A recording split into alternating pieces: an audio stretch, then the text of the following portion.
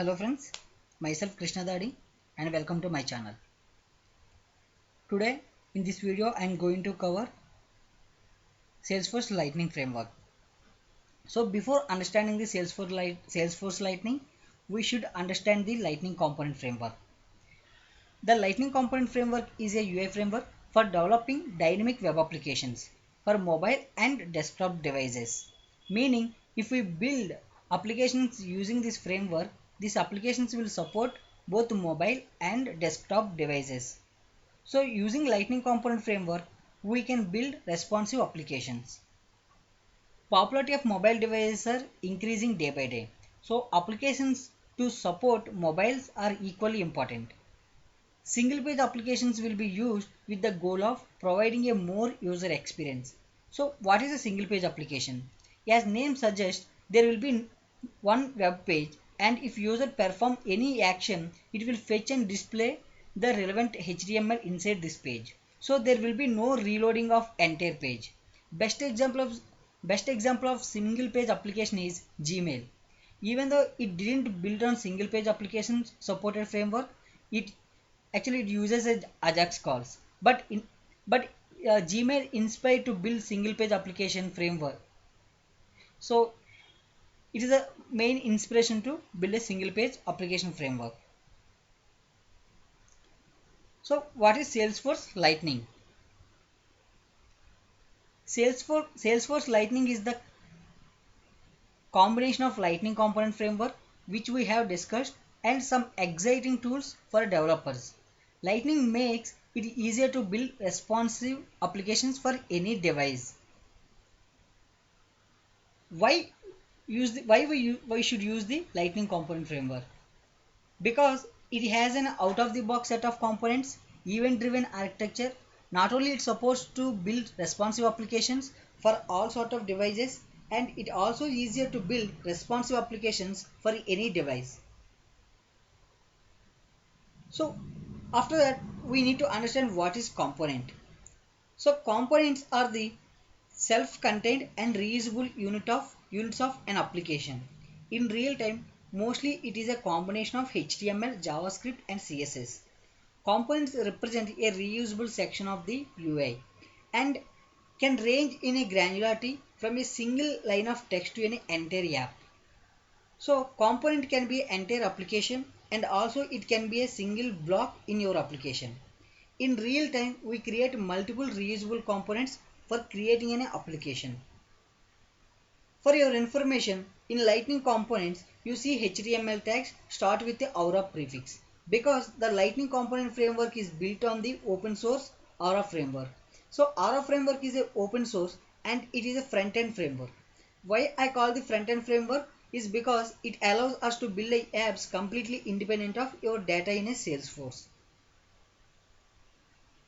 So the next important topic in Salesforce Lightning is events. So what are the events? These events are same like a JavaScript events. How we call JavaScript functions when event occur from UI. Same way we write a functions that respond to the Salesforce interface. So framework provides a few out of the box handlers to handle the events. Along with the we can create a custom handlers as well. So most of the time we create a custom handlers to handle the events, and Salesforce also provides a out of the box events. Now this is all about the what is the Salesforce Lightning and why we use the Lightning component framework, and what is the component, and what are the events. So we covered, and also we understand the what is the relation between Lightning component framework and Lightning. So for your information, Lightning it will use the Lightning component framework. So Lightning is the combination of Lightning component framework and some tools.